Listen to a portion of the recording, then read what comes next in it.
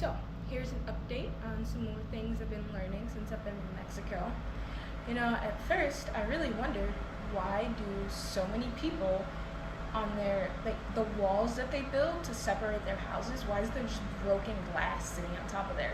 So that's actually like people's way of building barbed wire across their fence, so that way people don't just jump over their wall and just into their house. So it's almost like a safety measure, because who's gonna want to jump over your wall when you have broken glass glued to the top of it?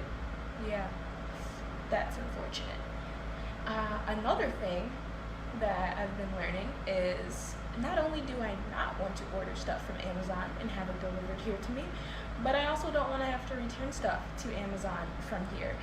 First of all, there's no UPS, there's no FedEx, there's no USPS. You can X all those out. So that means I have to go to DHL to return something. Now, that wouldn't be so bad if I had ordered a GPS when I was in Florida for the family cruise to the Bahamas. Then when I set it up in the car and realized, oh, this isn't a GPS, it's really more like a phone screen to mirror, and I don't need that because I have CarPlay. I needed a GPS for when I don't have cell phone service. And I was just like, oh, great. So I have to return it from Mexico even though I ordered it in Florida. So here's the struggle bus part about that. It's like, okay, where do I go to buy boxes? Where do I go to buy tape? And where do I go to print something so that I can take the box? Because they don't offer all that stuff where in Mexico where I can just, take it to Kohl's.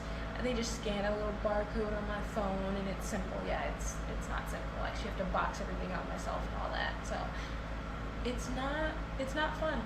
So first of all, to find a print shop, I could not look it up on Google.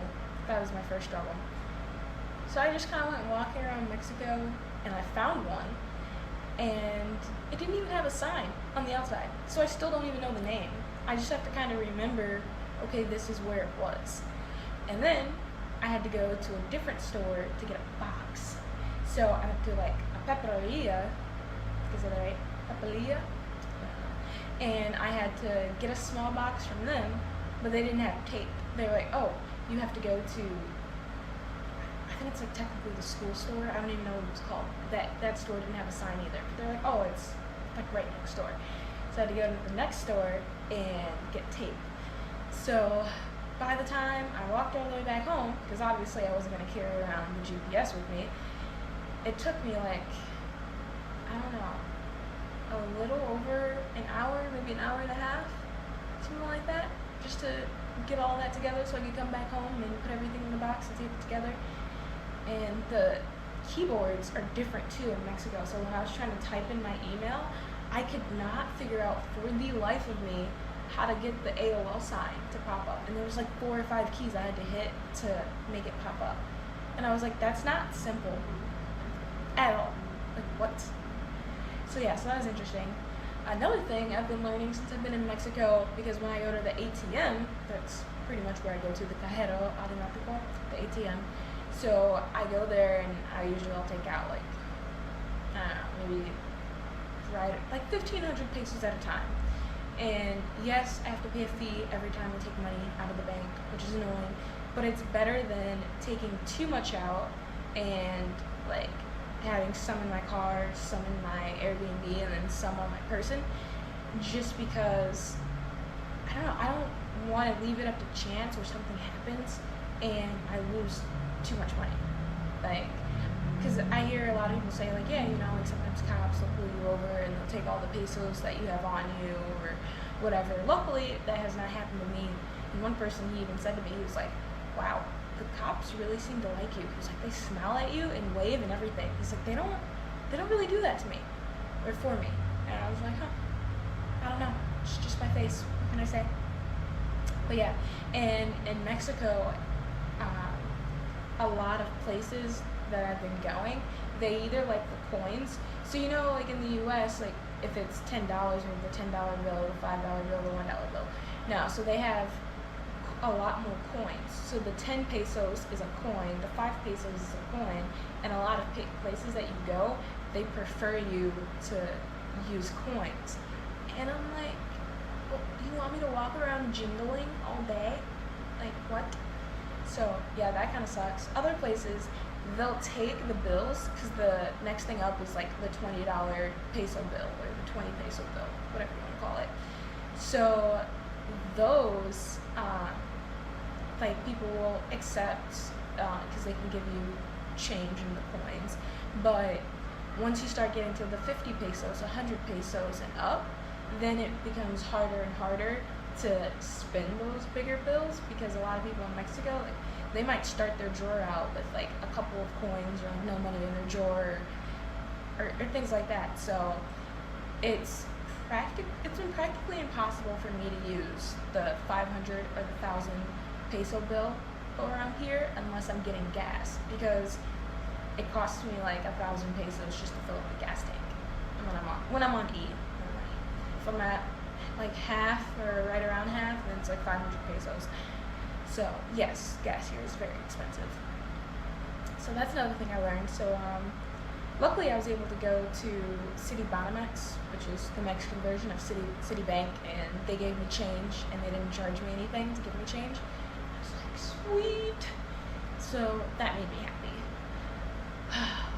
What else have I been learning? Oh, I met another person today that speaks English. So far, I've really only met like 2 people that really truly speak English so far in Tizimin. And also too, I've noticed Tizimin is like, I think I've mentioned this before in one of my other videos, a very like small town kind of place. Like, everybody knows everybody. It's like the suburbs around Milwaukee, where like you can't really get away with anything. Like, how you see the old people on the street like sweeping, or they're just being nosy, looking out the window, peering like, oh, who's coming in and out right now? Because so many people around Mexico, it's like they say hi to me or they'll talk to me, and they know who I am. They know like, oh yeah, you're American, you probably speak English, and I've seen you around. I'm like, how have you seen me? Like, I get that so often. Oh yeah, I've been seeing you around for the last few weeks. Like, how are you? How do you like Mexico? This and that. Like, how has everyone seen me around? I don't know. Am I just that noticeable? I guess so, because I feel like I stick out like a sore thumb. But, yeah, so, that's what I've been learning so far. That's an update. So, in Mexico, it's actually very popular to carry around like an umbrella, even though it's not raining, but it's so hot, and the sun rays just kind of beam down on you. So a lot of people just are kind of trying to protect themselves from the sun rays. I did go out to Valladolid today because I needed to go to the DHL so that I could finally do that Amazon return. It was like a 50-55 minute drive each way to do the return, and when I printed out the instructions, they actually came out in Spanish. So I was like, oh man, I don't know which paper goes inside the box, which goes outside the box. And then I was like, okay, you know what, when I get to DHL, they could probably just help me. And I got to DHL, and the guy spoke no English whatsoever. And I was like, no. And then I was struggling to get the tape open. And he was like, you know what, little American, it's okay. I will tape this for you. This one goes inside, this paper goes inside the box, this paper goes outside the box. He's like, I got it. Here's your receipt. And I was just sitting there like, oh my gosh, thank you so much. I'm such a spoiled American because I just return stuff to Amazon without having to box it up and use tape and all of that. So, yeah, that was cool. And while I was out there, I did check to see if I could find any mosquito repellent, because Valladolid is like a bigger city than Tizimin, so I was like, okay, there's no way in this bigger city that they won't have mosquito repellent. And they didn't have any in the stores. And another note to yourself is stores that are more like open, like the traditional Mexican stores that don't have like AC on the inside, because they're basically like the garage doors kind of stores. Yeah, don't buy chocolate from in there, because it's already melted. So you're gonna open up chocolate, be really excited to have that chocolate, and it's just gonna be melted. and you're gonna get it all over your fingers, in your face, and it's gonna be a hot, sticky mess. So don't do that again. Just don't. What else? So here's what else I figured out, because I've been making some new friends, more that speak some English and are fluent in Spanish, which is really nice because that helps me out with my Spanish, and then I can try and listen more and interact with more people. So I went to a restaurant, it was La Cocina del Rocio, something like that, and I've been there a few times before, and every time I've gone there, they've only ever given me one option for food each time. So I was kind of wondering, because each time I go, it's something different. If I was wondering if they pick out something different on the menu for me each time that I go there, or if they actually just serve a different dish every day and it's only one dish. But in my head, I'm like, that's weird. Even if you do a rotation each day, it seems like it would be more than one item. And so when I went there with my newfound friend and his daughter, they gave them 3 options, so 3 dishes. And I was like, what? And he was like, that's their thing. Every day they have 3 dishes for you to choose from, and it's a different 3 dishes. They kind of do this rotation. And I had a feeling that they did have more dishes each day. And he was like, honestly, it's probably because your Spanish isn't that good, and half the time you probably don't understand them.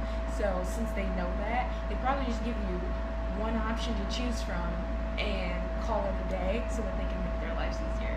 And I had a feeling, and I was right. So yeah, that was interesting. So this time around, when I went, it was so much nicer because I got like 3 different options, so I kind of got to pick, I guess. I mean, I guess it's nicer when you get more options, but who cares? I guess at the same time too, because at the end of the day, I do just want to try different foods while I'm here anyway. So I guess in a certain light, they're not exactly hindering me, they're helping me, but still, I just thought that was hilarious.